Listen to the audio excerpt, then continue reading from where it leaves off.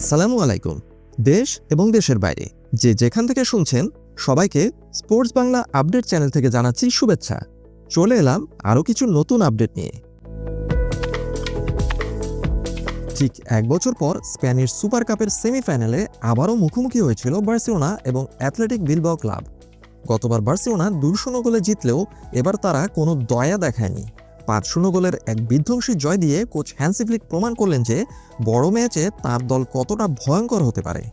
ম্যাচের ফলাফল আরও বড় হতে পারত। রাফিনা যখন দলে পঞ্চম গোলটি করেন তখন বার্সেলোনার খেলোয়াড়রা কিছুটা ধীরগতিতে খেলতে শুরু করেছেন।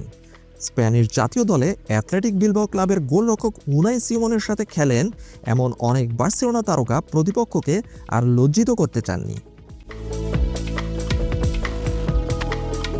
পুরো ম্যাচে বার্সেলোনা ছিল অপ্রতিরোধ্য এক দল। গোলের উৎসবের বাইরেও এই ম্যাচে এমন কিছু মুহূর্ত ছিল যা সবার নজর কেড়েছে। বার্সা ভক্তদের জন্য সেগুলোই তুলে ধরছি। গোলরক্ষকদের লড়াইয়ে জয়ী যখন জোয়ান গার্সিয়া, উনাই সিমনকে সান্ত্বনা দিলেন বাকি সবাই। ম্যাচ শুরুর আগে আলোচনার কেন্দ্রবিন্দুতে ছিল দুই গোলরক্ষক জোয়ান গার্সিয়া এবং উনাই সিমনের লড়াই, কারণ আগামী বিশ্বকাপে স্পেনের 1 নম্বর গোলরক্ষক কে হবেন তা নিয়ে তাদের মধ্যে তীব্র প্রতিযোগিতা চলছে।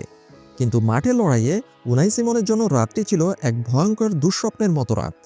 তার একটি বড় ভুলের সুযোগ নিয়ে রুনি বার্জি গোল করেন।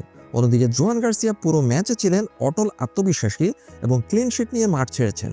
তবে ম্যাচ শেষে ফুটবলীয় ভ্রাতৃত্ব ফুটে ওঠে যখন জোয়ান গার্সিয়া এবং বার্সেলোনার অন্য স্প্যানিশ খেলোয়াড়রা বিধ্বস্ত উনাই সিমনকে জড়িয়ে ধরে সান্ত্বনা দিয়েছেন।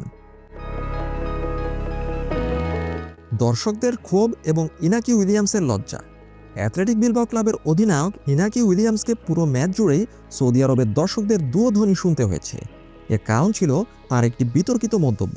সৌদি আরবে স্প্যানিশ সুপার কাপ আয়োজন নিয়ে তিনি বলেছিলেন, সৌদিতে সুপার কাপ খেলা একদম বাজে একটি সিদ্ধান্ত অথবা রাবিশ ছাড়া আর কিছুই নয়।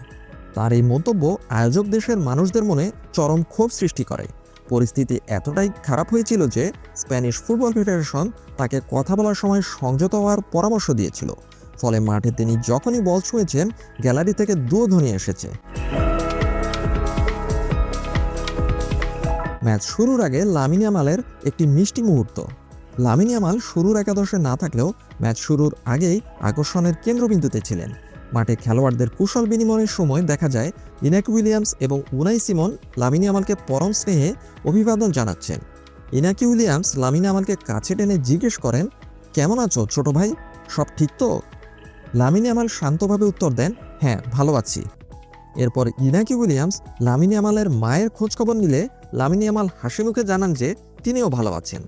এমনকি উনাই সিমনও লামিন ইয়ামালকে ইউ বিস্ট অর্থাৎ তুমি একটি অসাধারণ ট্যালেন্ট বলে সম্বোধন করেন এবং তার খবর নেন। মাঠের প্রতিদ্বন্দ্বিতার আগে জাতীয় দলের সতীর্থদের এই ভ্রাতৃত্বপূর্ণ আচরণ ভক্তদের মন জয় করে নিয়েছে। এখন পুরো ফুটবল বিশ্ব স্প্যানিশ সুপার কাপের ফাইনাল দেখার অপেক্ষায় রয়েছে, আর বার্সা ভক্তরা অপেক্ষা করছে বছরের প্রথম এ ক্লাসিকো দেখার জন্য। সবাই আশা করছে হ্যান্সি ফ্লিকের এই দুর্দান্ত বার্সেলোনা রিয়াল মাদ্রিদকে খুব সহজেই পরাজিত করে বছরের প্রথম শিরোপা ঘরে তুলবে। আপাতত এ পর্যন্তই। সবাই ভালো থাকুন, সুস্থ থাকুন, নিরাপদে থাকুন এই প্রত্যাশায় আল্লাহ হাফেজ।